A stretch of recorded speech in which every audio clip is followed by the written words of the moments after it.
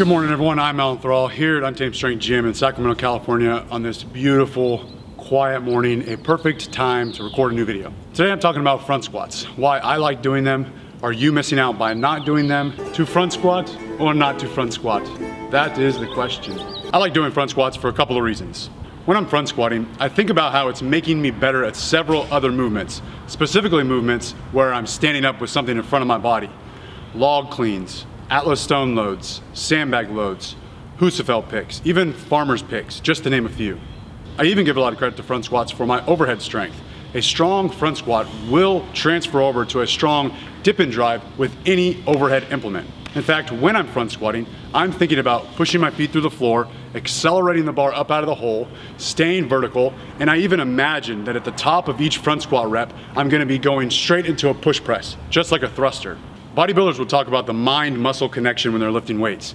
And a lot of times I'll think about the mind-movement connection, meaning as I'm front squatting, I'm thinking about what movement or movements am I trying to improve here. In fact, as I'm squatting down with a barbell and standing up, I'm imagining myself standing up with a 400-pound stone. Or instead of having the bar across my shoulders, I imagine it's a 300-pound log.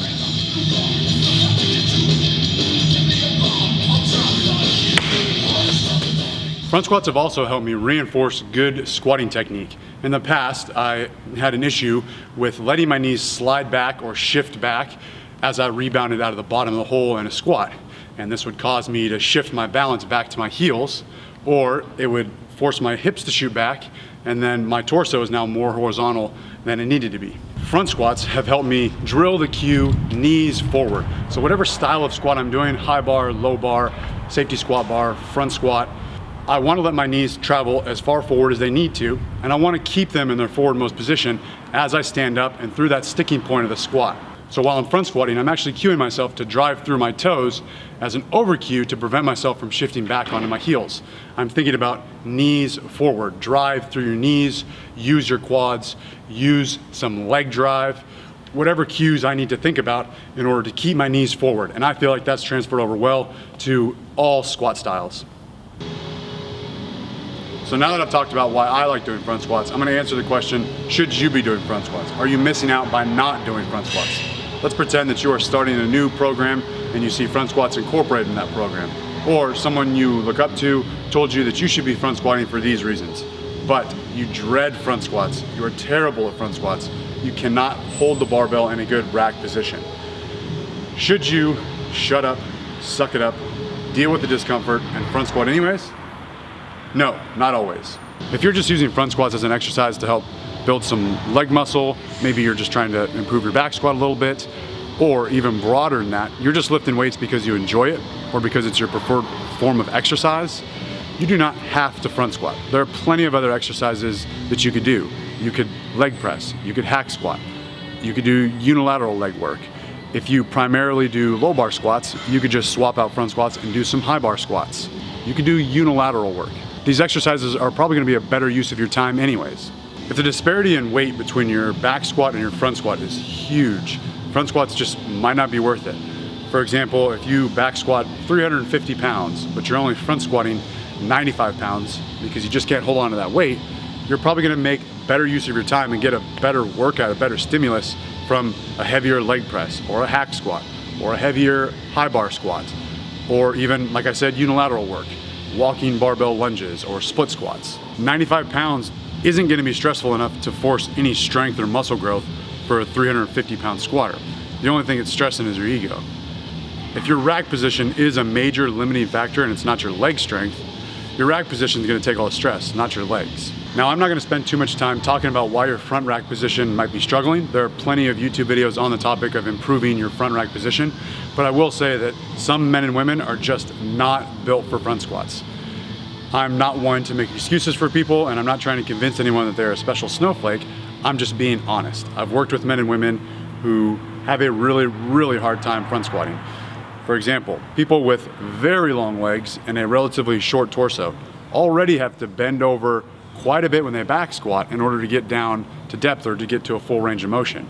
And now we're gonna make it even harder for them by putting the barbell in front of their body on their shoulders and expecting them to squat down to the same depth while not bending over, while staying upright. And then to make things even more complicated, sometimes these people specific cases of clients that I've worked with have very long arms, especially their forearm segment of their arm, their radius and ulna.